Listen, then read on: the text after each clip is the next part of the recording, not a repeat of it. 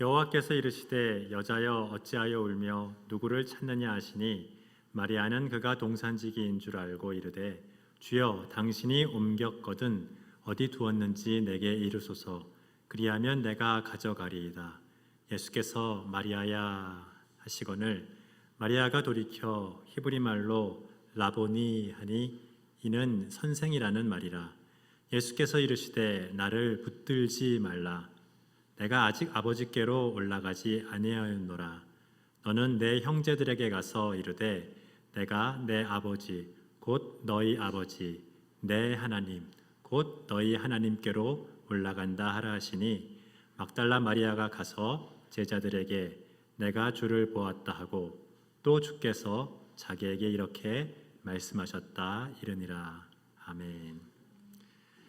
사랑의 하나님 아버지, 이 시간 주의 말씀을 상고하고 주의 말씀을 통해서 우리가 주님을 더 깊이 알아가길 원합니다. 이 말씀을 통하여 우리가 새롭게 변화되길 원하오니 주의 성령께서 인도하여 주옵소서. 예수님의 이름으로 기도드리옵나이다. 아멘. 오늘은 부활하신 예수님이라는 제목으로 하나님의 말씀을 나누도록 하겠습니다. 하나님의 아들이요 하나님의 말씀이신 예수님은 아버지 하나님과 함께 하늘과 땅을 창조하셨습니다. 그리고 아담이 선악과를 먹고 타락할 때 함께 안타까워하셨습니다.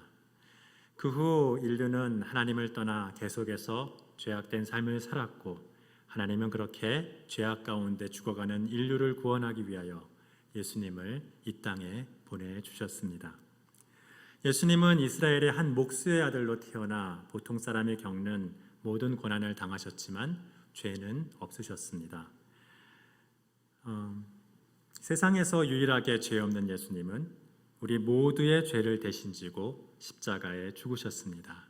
그래야 우리 모두의 죄값은 예수님의 십자가에서 지불되었고 예수님을 믿는 우리는 죄 용서받고 의인으로 인정받아 하나님 앞에 다시 나아갈 수 있게 되었습니다.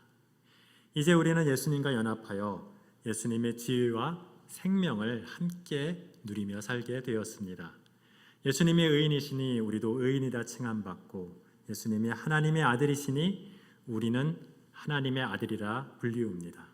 예수님이 하나님 나라를 유업으로 상속받은 왕이시니 우리도 예수님과 함께 하나님 나라를 유업으로 상속받는 왕같은 제사장이 될 것입니다.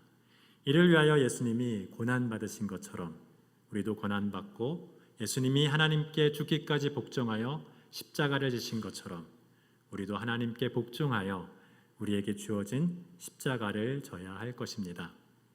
그러나 그 십자가는 예수님과 함께 지는 것이므로 그 멍에는 쉽고 가볍다고 하십니다. 그리고 예수님이 십자가에 죽으신 것처럼 우리의 옛자도 십자가에 죽었고 예수님이 죽으신 지 사흘 만에 육체로 부활한 것처럼 우리도 죽고 나면 낙원에 거하다가 예수님이 재림하실 때 육체로 부활할 것입니다. 예수님은 우리 그리스도인의 첫 열매이시며 그리스도인이 살아가야 할 삶의 목표가 되십니다. 예수님이 성령이 충만한 가운데 이 땅에 살면서 행한 그 선행과 그 가르침은 우리 그리스도인들이 어떻게 살아가야 할지를 보여주는 본보기가 됩니다. 그리고 예수님이 죽으시고 부활하신 것은 우리가 죽고 나면 어떻게 되는가를 설명해 줍니다. 오늘은 예수님의 부활과 그 후의 사건들을 살펴보면서 예수님과 이렇게 연합된 우리가 부활하면 어떻게 될지 생각해보고 소망을 품는 시간이 되기를 기대합니다. 예수님은 유월절 전날 십자가에 못 박히셨습니다. 유대인의 하루는 자정이 아닌 저녁 6시부터 시작이 됩니다. 그러므로 유대인의 이 안식일은 금요일 저녁 6시부터 토요일 저녁 6시까지입니다. 따라서 예수님이 금요일 아침 9시부터 오후 3시까지 십자가에 달렸을 때는 그 안식일 전날이었고 또 죽으시고 3일째 부활하신 날은 안식 후 첫째 날이었습니다. 그런데 이 죽음에서 부활까지 시간을 따져보면요, 한 40시간 정도 내외가 됩니다. 40시간이 좀 안 돼요. 그래서 죽으신 요일에 관해서는 또 이제 성경 해석상 여러 가지 논란이 있지만 어쨌든 오늘날의 교회에서는 이 예수님이 부활하신 안식 후 첫날을 기념하여 그 일요일을 이제 주일로 지키고 있습니다. 요한복음 20장 1절에는 이 안식 후 첫날에 새벽 어두울 때 죽으신 지 만 하루 반이 좀 지났을 무렵에 막달라 마리아가 와서 빈 무덤을 보았다고 합니다. 마가복음에는 안식 후 첫날 해 돋을 때 막달라 마리아와 함께 야고보의 어머니 마리아와 살로메도 미리 사다 둔 이 향품을 예수님께 바르러 왔다고 나와 있습니다. 요한복음에 따르면 이 막달라 마리아는 무덤의 돌문이 열려 있자 베드로와 요한에게 이를 알렸고, 베드로와 요한은 예수님의 시체가 없고 이 시체를 쌌던 세모포만 남아 있는 이 빈 무덤을 보고 돌아갔습니다.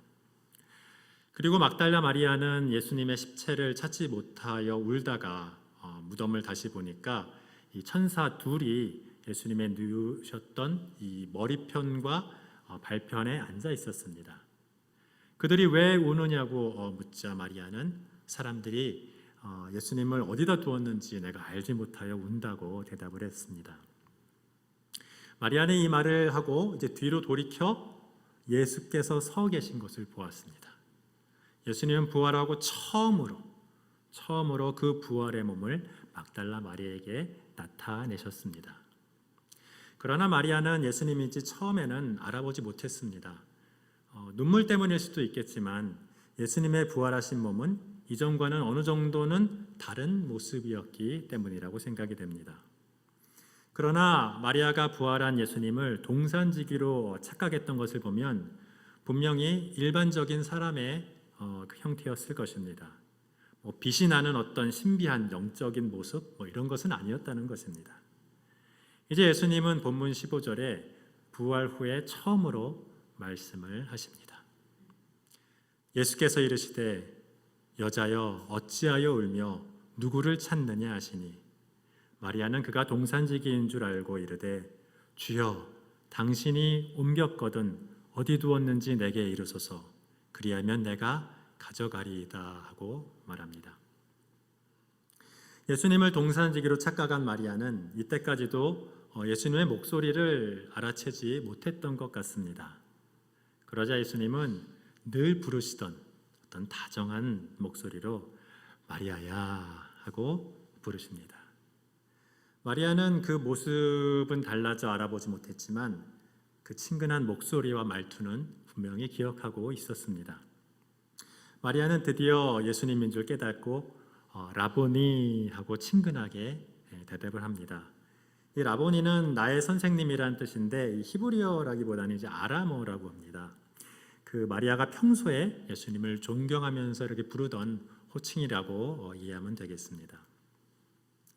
그러면서 막달라 마리아는 감격해서 예수님께 달려가서 이렇게 끌어안았던 것 같습니다. 그러자 예수님은 17절에 나를 붙들지 말라 내가 아직 아버지께로 올라가지 아니하였노라 하십니다. 그 한글 개역 버전에는 나를 만지지 말라라고 오역이 되어 있어서 그 개정 개역에서 붙들지 말라라고 이렇게 바로 잡았다고 합니다. 그 만지지 말라고 하면 만지려고 하는 것을 못 만지게 하는 거라고 이렇게 잘못 해석할 수 있기 때문에 그렇습니다. 그 영어 성경에도 do not touch me보다는 do not hold on to me 혹은 do not cling to me로 대부분 이렇게 번역하는 것을 볼 수 있습니다. 따라서 본문은 마리아가 예수님을 이미 붙들었기 때문에 붙들고 늘어졌기 때문에 이제 붙들지 말라고 하신 것으로 이해하겠습니다. 그러므로 이 예수님의 부활하신 육체는 마리아가 붙들 수 있는 육체였던 것이며 예수님은 육체가 없이 영혼만 부활한 것이 절대로 아니라는 증거가 됩니다. 이렇게 예수님이 붙들지 말라고 하신 것은 마리아와 함께 이곳에 계속해서 머물지 못하고 아버지께 올라가야 하기 때문이라고 하십니다. 그 40일 후에는 이제 승천하셔야 되는데 또 이제 많은 제자들을 만나야 하고 그러니까 아마 시간이 많지 않아서 그러지 않았나 하고 생각해 볼 것 같습니다. 이거를 한번 생각해 보면 우리 옛날에 수일씨 가지 마세요 그러면 이렇게 붙들면 이거 놓아라, 나는 가야 된다. 뭐 이런 그 신파극에서 나오는 그런 장면이라고 이해하면 좀 더 정확하지 않을까 생각이 됩니다. 오히려 아버지께 승천하에 올라가기 전이기 때문에 뭐 육체가 완전히 뭐 불완전해가지고 부드러운 어떤 영적인 육체라서 만지면 안 된다든지 이렇게 해석하는 것들이 있는데 이제 번역상 오류로 인한 부적절한 해석이라고 이렇게 생각이 되어집니다. 그리고 예수님은 마리아에게 너는 내 형제에게 가서 이르되 내가 내 아버지 곧 너희 아버지 내 하나님 곧 너희 하나님께 올라간다 하라 하십니다. 예수님은 제자들과 그를 믿는 자들을 형제라고 부르십니다. 하나님을 같은 아버지로 가졌기 때문에 형제가 되는 것입니다. 이처럼 예수님과 연합된 모든 그리스도인들은 하나님을 아버지라고 부르는 하나님의 아들이요 예수님을 맏형으로 하는 그리스도 안에 형제들인 것입니다. 그리고 마리아를 예수님의 첫 부활의 증인으로 부르십니다. 예수님이 죽음에서 부활하셨고 하나님 아버지께로 승천하실 것이라고 이제 증언하라는 말씀입니다. 이에 마리아는 본문 18절의 말씀대로 첫 부활의 첫 증인이 됩니다. 막달라 마리아가 가서 제자들에게 내가 주를 보았다 하고 또 주께서 자기에게 이렇게 말씀하셨다 이르니라. 그 한편 이 마태복음 28장 9절에는요. 예수님이 막달라 마리아를 포함한 이 여자들을 만나서 평안하냐라고 말씀하셨고 또 그 10절에 보면 무서워 말라 가서 내 형제들에게 갈릴리로 가라 하라 거기서 나를 보리라 하고 이렇게 말씀하셨다 합니다. 성경에는 예수님이 부활 후에 이렇게 승천하시기 전에 부활 후 승천하시기 전에 한 10번 정도 나타났는데 이것이 그 중에 첫 번째 나타나신 것입니다. 그리고 누가복음 24장 13절 이하와 마가복음 16장 12절 이하에 보면 예수님은 엠마오로 가는 두 제자에게 부활 후 두 번째로 이제 나타내십니다. 그 두 제자들은 그 예수님과 동행하면서 이야기를 나눴는데 예수님인 줄 또 알아보지 못하였습니다. 예수님의 부활 후의 모습이 이전과는 똑같지 않다는 또 다른 증거가 됩니다. 그렇다고 특별한 어떤 영적인 육체는 아니고 그냥 제자들이 그저 길 가는 한 나그네로 이렇게 생각할 만큼 일반적인 사람의 육체였다는 것입니다. 예수님은 그들에게 그리스도가 이런 고난을 받고 자기 영광에 들어가야 할 것이 아니냐 하시며 구약의 성경을 풀어 십자가와 부활을 가르치셨습니다. 그리고 함께 식사할 때 떡을 가지사 축사하시고 떼어 그들에게 주시니 그들의 눈이 밝아져 그인 줄 알아보더니 예수는 그들에게 보이지 아니하셨다 합니다. 이는 성만찬이 연상되는 모습이기도 하지만 이들은 이 12제자 중에 하나는 아니죠. 그러니까 아마도 오병이어의 사건을 그들은 연상했을 것 같습니다. 여기서 수동태로 보이는 눈이 밝아져는 하나님께서 이러한 연상들을 통해서 그들로 예수님을 알아보게 하셨다는 말씀으로 이해가 됩니다. 그런데 그러자마자 예수님은 갑자기 보이지 아니하십니다. 이렇게 예수님이 굳이 제자들 앞에서 많은 사람들도 아니고 굳이 두 명의 제자들 앞에서 초자연적으로 이렇게 사라지신 것은 지금 오늘날 성경에 읽는 우리에게 이 부활 후의 몸의 상태가 어떤 상태인지를 가르치기 위함이라고 생각이 되어집니다. 여기서는 공간을 초월하는 어떤 부활의 몸을 보여줍니다. 순간적으로 다른 공간으로 이동하실 수 있는 몸인데 그 예수님이 부활하시기 전에는 이런 적이 없었던 것 같아요. 그죠? 물론 시간을 초월해서 아주 빠르게 움직여서 사라진 것처럼 이렇게 보일 수도 있겠습니다.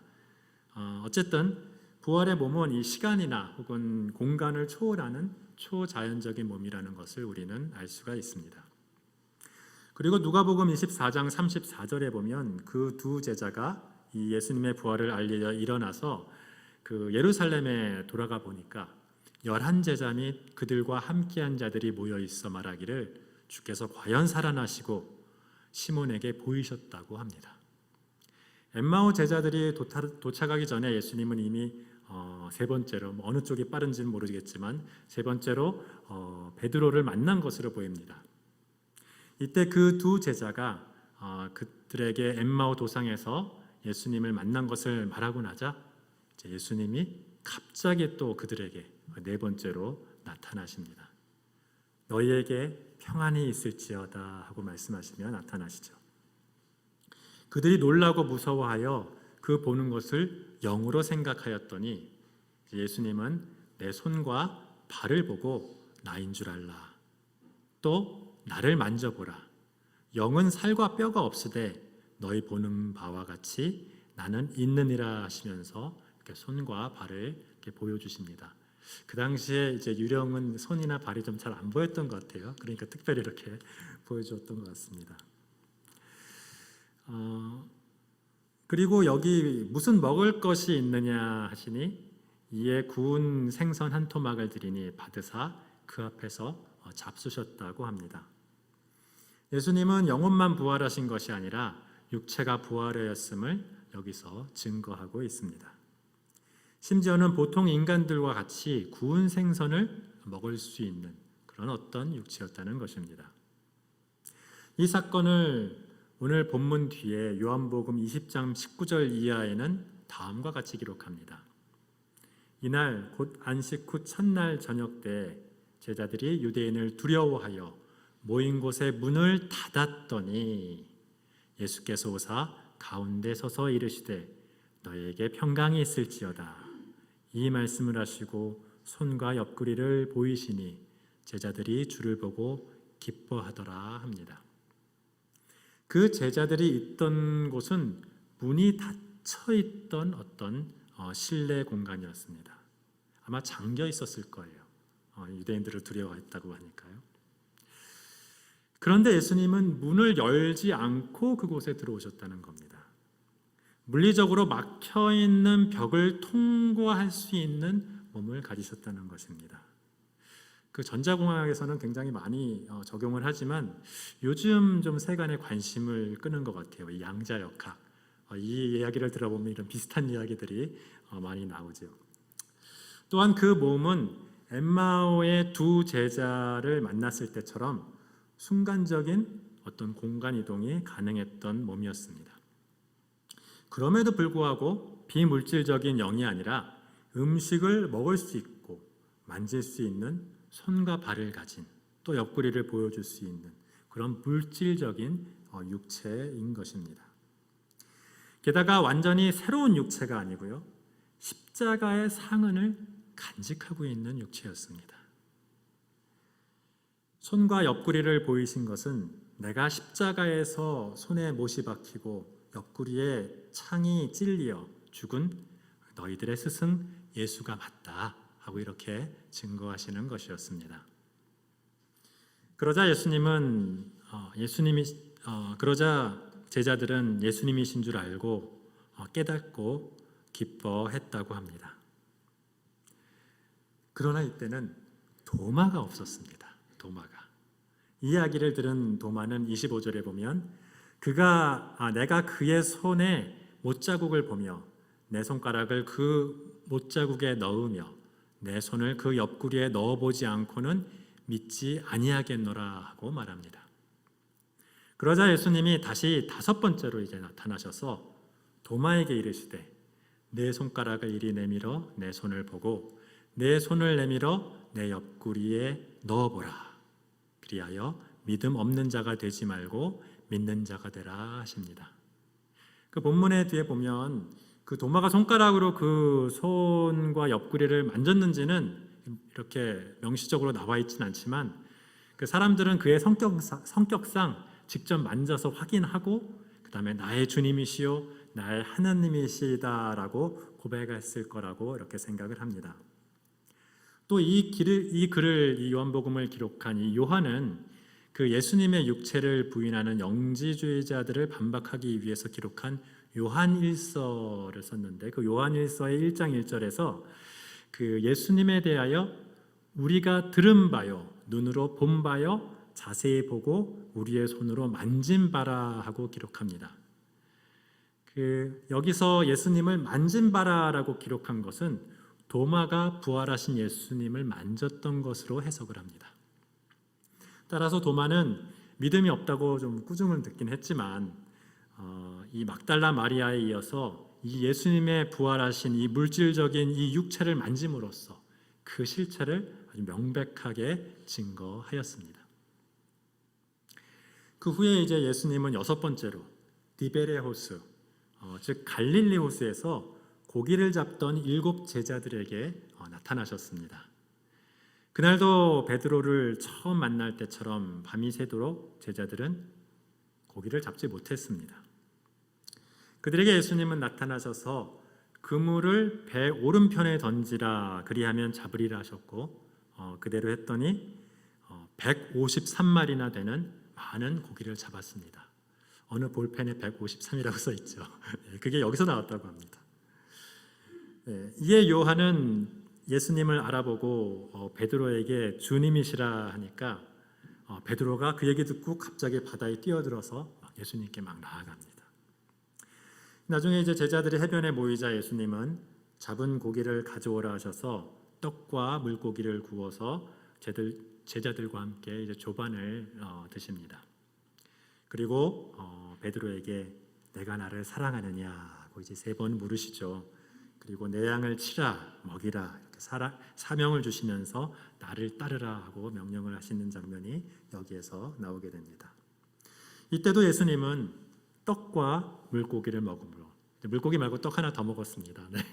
그것도 다 먹고 소화시킬 수 있으신 것 같아요. 그런 육체로 부활하셨다는 것을 여기서도 증거합니다. 7번째로 예수님은 갈릴리의 어떤 산에서 예수님이 지시한 어떤 그 산에서 11 제자를 만나 명령을 내리십니다.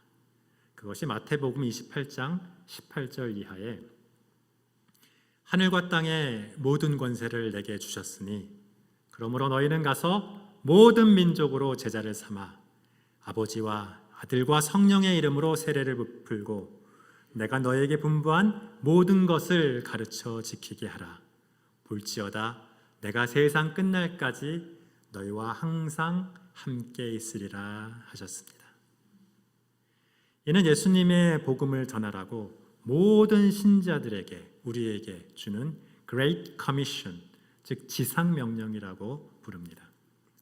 땅을 정복하고 다스리라는 이 창세기에 나오는 Dominion Mandate, 그 문화명령과 함께 하나님께서 성경을 통해서 모든 그리스도인에게 주시는 가장 중요한 2가지 명령 중에 하나였습니다. 그리고 부활하신 예수님은 갈릴리에서 11 제자에게 보이신 후에 8번째로 500여 형제에게 일시에 보이셨고 또 9번째로 생각이 되는데 예수님의 동생 야고보에게 보이셨고 10번째로 모든 사도에게 보이셨고 그 다음에 아마도 승천 후에 마지막에는 자신에게도 보이셨다 하고 이제 이 바울은 이 복음서들보다 먼저 기록한 이 고린도전서 15장 5절 이하에서 말하고 있는 것을 우리가 읽어볼 수 있습니다. 여기서 승천 전 마지막에 모든 사도에게 보이실 때가 아마도 사도행전 1장에 예수님께서 부활하시고 40일이 되어서 이제 승천하시던 그때를 말하는 것으로 보입니다. 그 사도행전 1장 4절에 보면 여기도 사도와 함께 모이사 그들에게 분부하여 이르시되 예루살렘을 떠나지 말고 내게서 들은 바 아버지께서 약속하신 것을 기다리라 말씀하셨습니다. 이때가 500여 형제에게 일시에 보이신 때라고 좀 많이 이야기하는 것 같아요. 성화를 봐도 이렇게 예수님 승천하실 때 한 500명 정도가 이렇게 보는 성화들이 많더라고요. 근데 성경을 자세히 살펴보면 그때라고 보기가 좀 어려울 것 같아요. 왜냐하면 사도가 500명은 아니거든요. 그죠? 사도가 500명이라고 보기는 어렵습니다.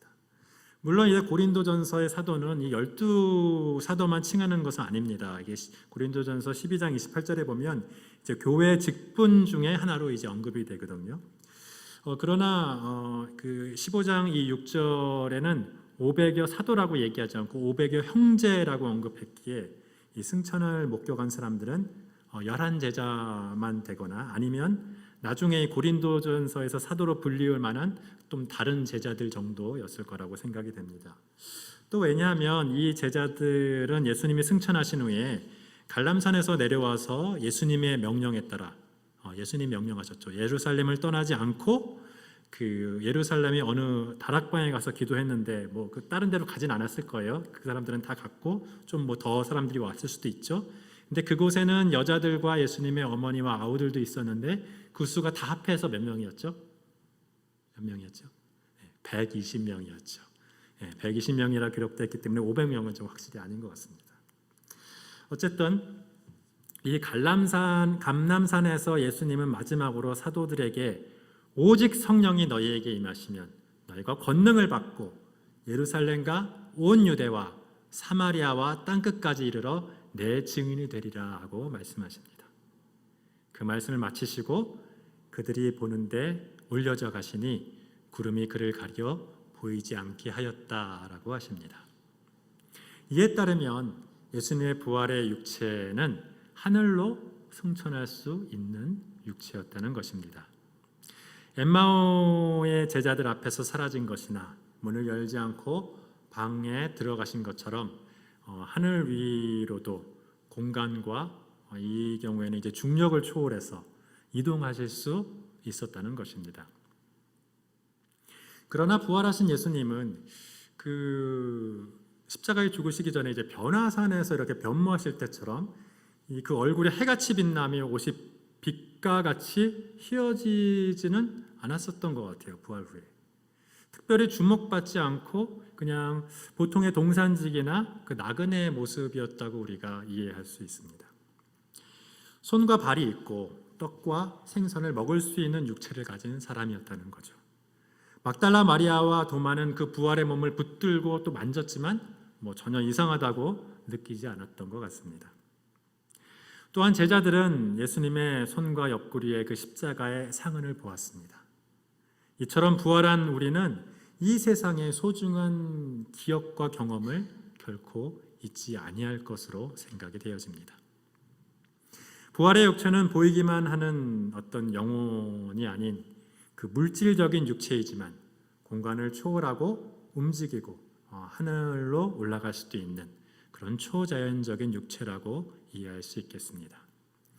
그리고 마지막으로 고린도전서 15장 52절에는 죽은 자들이 썩지 아니할 것으로 다시 살아나고 우리도 변화되리라고 말씀하시면서 이 부활의 육체는 영원히 썩지 아니하실 것이라고 이야기를 합니다.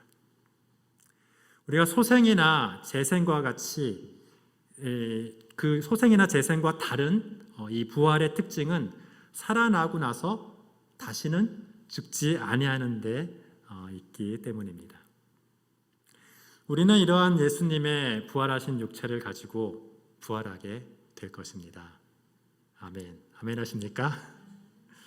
그리고 또 다시 아담과 같이 하나님을 떠나지 않는 한 예수님과 함께 하나님의 나라를 유업으로 상속받아 영원히 살아갈 것입니다. 그 영원한 부활의 소망을 가지고 어떤 영적인 안정감과 이 평안을 누리면서 이 땅에서부터 하나님의 나라를 날마다 이루어가는 저와 여러분들 되시기를 축원합니다. 함께 기도하시겠습니다. 사랑의 하나님 아버지 감사합니다. 우리가 예수님을 믿고 하나님의 자녀가 되게 하여 주셔서 감사합니다. 이제는 십자가에서 부활하신 예수님처럼 우리도 마지막 때 육체를 가지고 부활할 것을 믿습니다. 그 육체는 더 이상 질병과 아픔이 없이 영원히 평안을 누릴 수 있는 완전한 육체임을 믿습니다. 우리가 이 땅에서는 고난을 당한다 할지라도 이 생이 끝나면 영원한 부활이 기다린다는 사실을 기억하며 소망을 품고 평안을 누리며 살 수 있도록 인도하여 주옵소서. 예수님의 이름으로 기도드리옵나이다. 아멘.